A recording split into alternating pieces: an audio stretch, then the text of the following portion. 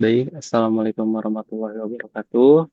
Selamat pagi, yang terhormat kepada Ibu Rida Priyatni dan Ibu Elis Anissa selaku dosen pengampu mata kuliah Manajemen Keuangan Sektor Publik.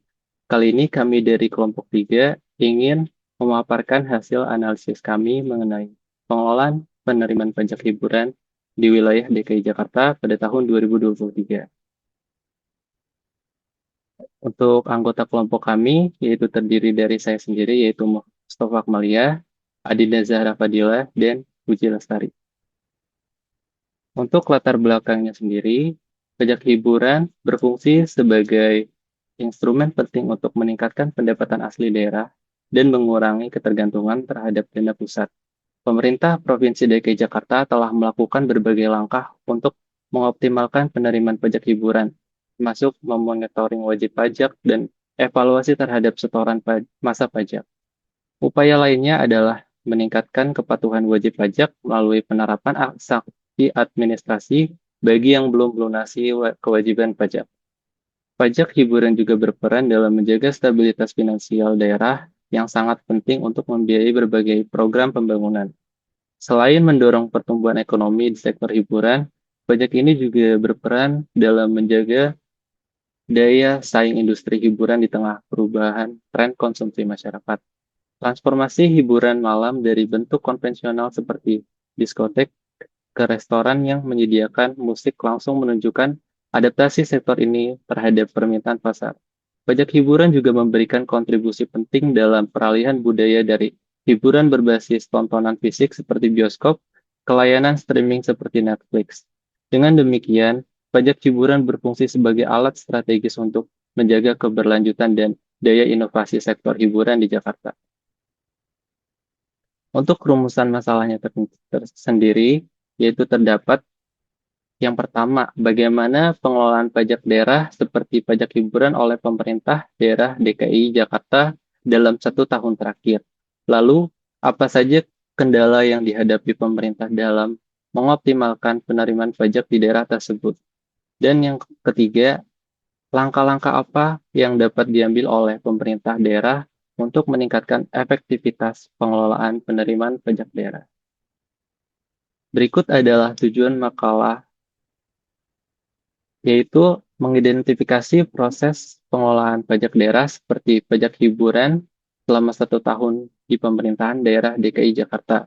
Lalu, menganalisis faktor-faktor yang menghambat optimalisasi penerimaan pajak daerah dan memberikan rekomendasi untuk mengoptimalkan pengelolaan dan penerimaan pajak daerah agar dapat meningkatkan pendapatan asli daerah. Untuk slide selanjutnya akan dibacakan oleh rekan saya.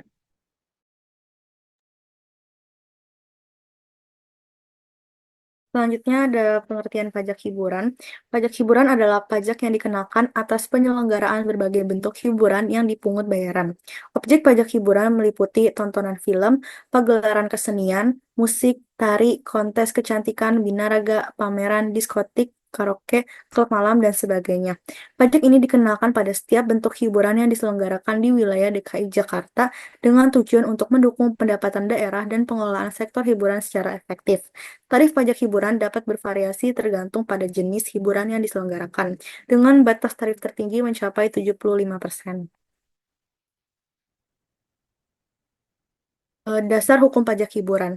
Yang pertama, peraturan daerah yang mengatur pajak hiburan. Dasar hukum pajak hiburan diatur dalam Peraturan Daerah Provinsi DKI Jakarta Nomor 3 Tahun 2015 tentang pajak hiburan yang telah digantikan oleh Perda Nomor 1 Tahun 2024. Peraturan ini menjelaskan tarif pajak hiburan mulai dari 10% untuk film hingga 40% untuk diskotik, karaoke, dan klub malam. Yang kedua, instruksi Kepala Badan Pendapatan Daerah. Untuk memastikan pemungutan pajak hiburan yang tepat, Kepala Badan Pendapatan Daerah DKI Jakarta menerbitkan Instruksi Kepala Bapenda Nomor 3 Tahun 2023. Instruksi ini mengatur pengawasan dan analisa setoran masa pajak hiburan, serta mendorong intensifikasi dan ekstensifikasi pemungutan pajak hiburan, khususnya bagi pelaku usaha yang juga menyediakan layanan makanan dan minuman.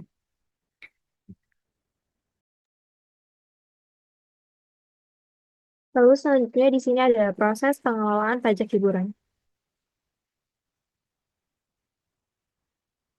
Yang pertama yaitu ada penetapan tarif pajak maksimal 35% dan 75% untuk jenis tertentu. Tarif pajak hiburan di DKI Jakarta ditetapkan berdasarkan jenis hiburan yang diselenggarakan.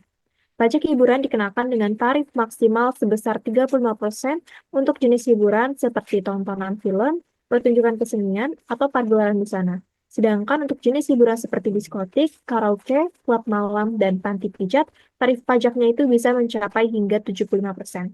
Pajak hiburan ini berfungsi sebagai salah satu sumber pendapatan penting bagi pemerintah daerah dalam mendukung kegiatan dan pembangunan di sektor hiburan. Khusus untuk hiburan kesenian rakyat atau tradisional, itu dikenakan tarif paling tinggi 10% dan ditetapkan dengan peraturan daerah. Lalu yang kedua yaitu ada prosedur pemungutan pajak. Pajak hiburan di DKI Jakarta dipungut melalui sistem self-assessment di mana wajib pajak bertanggung jawab untuk melaporkan sendiri pajak yang terutang melalui surat setoran pajak daerah atau SSPD. Pendapatan dari pajak hiburan kemudian diakui berdasarkan setoran massa yang dilakukan oleh wajib pajak, serta pemeriksaan yang dilakukan oleh pihak Badan Pendapatan Daerah untuk menentukan adanya kekurangan pembayaran melalui surat ketetapan pajak daerah kurang bayar atau SKPD-KB. Lalu yang ketiga, pengawasan dan penegakan hukum. Pengawasan dan penegakan hukum terkait pajak hiburan dilakukan melalui monitoring berkala terhadap pelaku usaha yang bergerak di sektor hiburan. Instruksi Kepala Badan Pendapatan Daerah Nomor 3 Tahun 2023 menjadi panduan dalam pengawasan setoran masa pajak hiburan, serta pelaksanaan evaluasi dan pemeriksaan rutin terhadap wajib pajak yang terdaftar.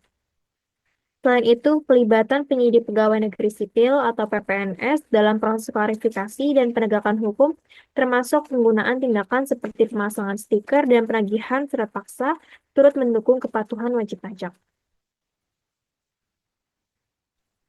Baik, yang selanjutnya ada target dan realisasi pajak hiburan di wilayah DKI Jakarta. Untuk di tahun 2023, realisasi pajak hiburan anggaran 2023 adalah sebesar 686 triliun 623 100 juta 192 miliar atau 114% dari target yang ditetapkan sebesar 600 triliun rupiah. Dengan demikian, realisasi pajak hiburan melampaui target sebesar 86,62 triliun atau sekitar 14,14%. Realisasi tersebut mengalami kenaikan sebesar 286 triliun 985 triliun atau 71,81% jika dibandingkan dengan realisasi pajak hiburan tahun anggaran 2022, yaitu sebesar 399,63 triliun. Analisis target dan realisasi pajak hiburan DKI Jakarta pada tahun 2023. Pada tahun anggaran 2023, pemerintah Provinsi DKI Jakarta menargetkan penerimaan pajak hiburan sebesar 600 miliar. Berdasarkan laporan dari Badan Pendapatan Daerah, realisasi penerimaan pajak hiburan mencapai 687 miliar, melampaui target yang ditetapkan. Pencapaian ini menunjukkan peningkatan sebesar 14,5% dari target, yang sebagian besar disumbangkan oleh pajak dari hiburan malam seperti diskotik dan karaoke. Selanjutnya, yaitu pajak yang melebihi target. Di antaranya ada diskotik, karaoke, dan klub malam. Yaitu target penerimaan pajak untuk kategori ini ditetapkan sebesar 121,73 miliar, namun realisasinya mencapai 138,51 miliar. Hal ini menunjukkan bahwa sektor hiburan malam memiliki permintaan tinggi dan penerapan pajak yang efektif.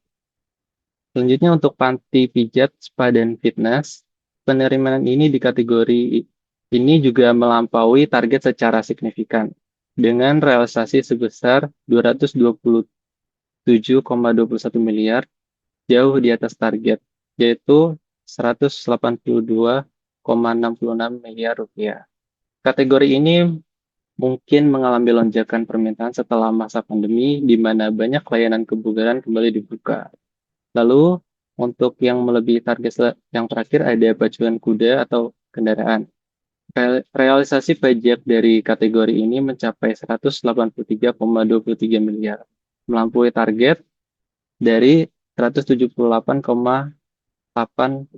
miliar rupiah. Ini menunjukkan potensi yang masih besar dari olahraga berbasis pacuan. Selanjutnya untuk kategori yang mendekati atau di bawah target, yaitu pagelaran kesenian atau musik. Meskipun ada peningkatan, realisasi 24,22 miliar rupiah hanya sedikit di atas target, yaitu 20,84 miliar rupiah.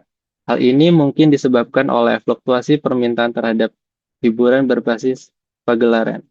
Selanjutnya ada tontonan film. Kategori ini mendekati target dengan realisasi 82,48 miliar rupiah dari target 78,72 miliar rupiah. Industri film mungkin sedang mengalami transisi, terutama dengan meningkatnya konsumsi hiburan melalui layanan streaming yang mempengaruhi penerimaan pajak dari bioskop.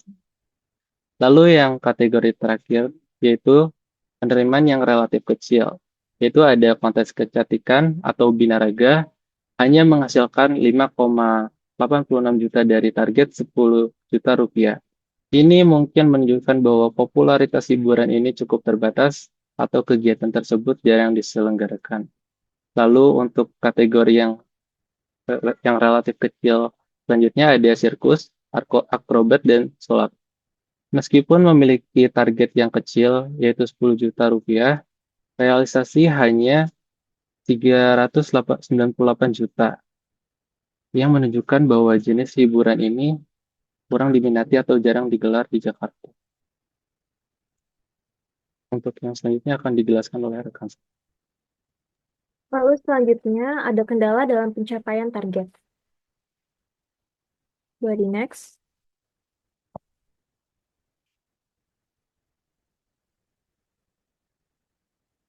Mustafa.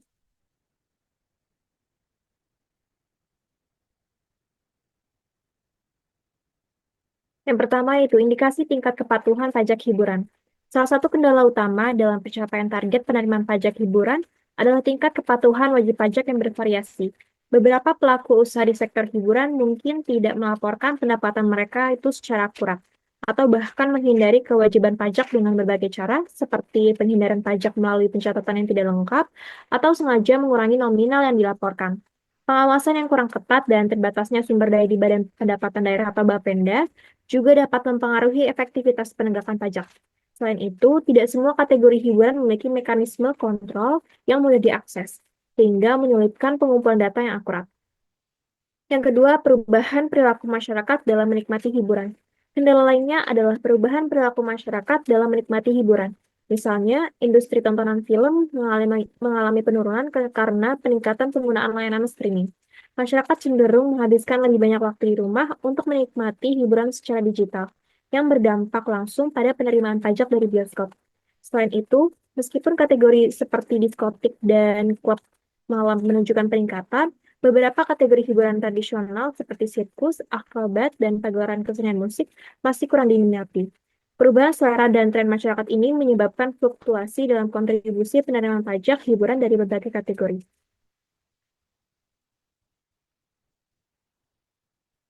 Yang ketiga yaitu stagnasi pada pertumbuhan objek pajak hiburan baru. Stagnasi pada pertumbuhan objek pajak hiburan baru karena kemampuan daya beli masyarakat dan dunia bisnis, khususnya sektor pariwisata yang masih belum sepenuhnya pulih karena pandemi. Yang keempat, perkembangan yang semakin dinamis pada industri hiburan malam. Salah satunya bentuk transformasi dan pergeseran dari diskotik, klub, dan bar konvensional menjadi restoran formal yang menyediakan hiburan malam berupa pentas musik hidup atau DJ, konser, dan band. Secara keseluruhan, meskipun beberapa sektor hiburan berhasil melampaui target, kendala seperti tingkat kepatuhan wajib pajak yang rendah dan pergeseran preferensi masyarakat tetap menjadi faktor yang perlu diperhatikan akan penerimaan pajak secara merata di semua kategori hiburan.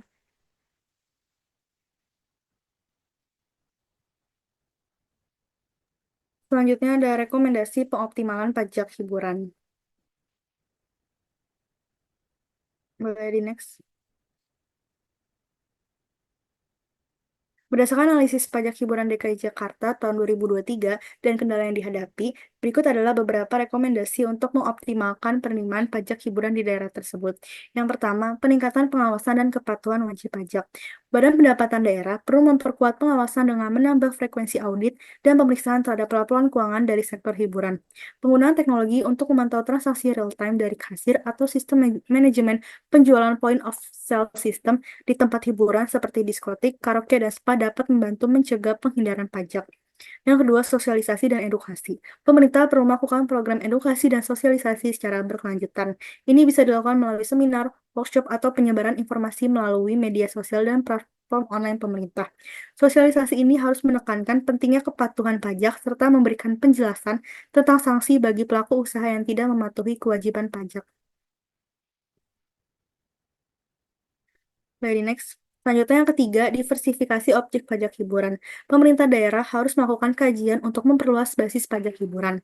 Hiburan berbasis digital seperti layanan streaming, Netflix, Disney, dan lain-lain, acara hiburan virtual dan game online harus mulai dikenai pajak sejalan dengan perkembangan teknologi dan perubahan tren hiburan. Pemerintah dapat memperbarui regulasi pajak hiburan untuk memasukkan kategori-kategori hiburan modern ini. Yang keempat, penyesuaian tarif pajak hiburan. Pemerintah perlu meninjau kembali tarif pajak untuk beberapa jenis hiburan, misalnya untuk bioskop atau pertunjukan seni yang sedang mengalami penurunan minat karena tren digital. Penurunan sementara tarif pajak dapat membantu industri tersebut bertahan. Penyesuaian tarif perlu mempertimbangkan daya beli masyarakat serta dinamika ekonomi, sehingga sektor hiburan tidak terbebani secara berlebihan dan tetap bisa berkontribusi pada penerimaan pajak daerah. Yang terakhir, pengembangan kerjasama dengan pihak tiga. Pemerintah daerah dapat bekerja sama dengan platform digital, aplikasi pembayaran, dan penyedia jasa hiburan untuk menciptakan sistem pembayaran pajak yang lebih terintegrasi. Misalnya, transaksi di aplikasi pembelian tiket bioskop, acara musik, atau layanan hiburan lainnya dapat langsung dikenakan pajak, sehingga proses pengumpulan pajak menjadi lebih mudah dan akurat.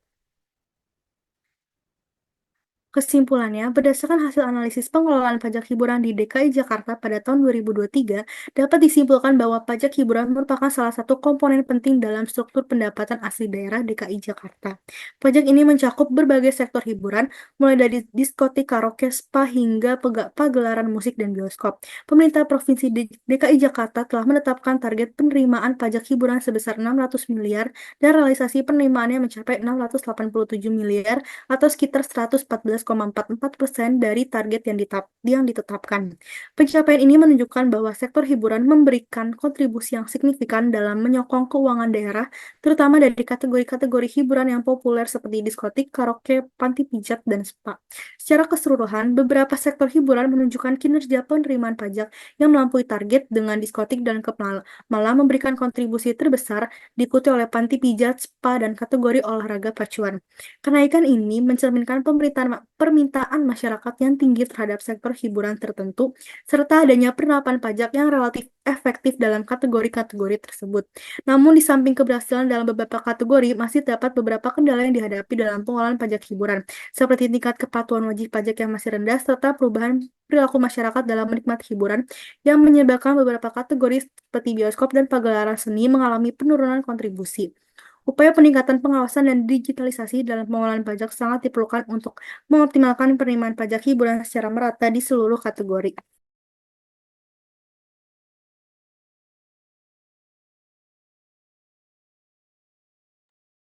Lalu di sini ada saran untuk meningkatkan optimalisasi penerimaan pajak hiburan di DKI Jakarta. Beberapa langkah strategis perlu diterapkan, yaitu yang pertama, pemerintah provinsi dapat melakukan audit secara berkala dan memberlakukan sanksi yang lebih tegas bagi yang tidak patuh, serta memberikan insentif bagi usaha yang secara konsisten memenuhi kewajiban pajaknya. Kedua, digitalisasi sistem perpajakan akan menjadi kunci utama dalam meminimalkan risiko pelaporan pajak yang tidak akurat. Ketiga, sektor-sektor hiburan yang mengalami penurunan kontribusi seperti bioskop dan pagelaran seni memerlukan perhatian khusus. Pemerintah bisa memberikan subsidi atau menyelenggarakan acara yang menarik minat masyarakat untuk meningkatkan partisipasi dalam sektor-sektor ini. Keempat, dukungan untuk pemulihan sektor-sektor hiburan pasca pandemi perlu terus ditingkatkan, khususnya bagi sektor yang paling berdampak. Kelima, edukasi dan sosialisasi mengenai pentingnya kepatuhan pajak perlu diperkuat. Pemerintah dapat menyelenggarakan penyuluhan dan memberikan akses informasi yang lebih mudah tentang peraturan pajak dan cara pelaporannya kepada pelaku usaha hiburan.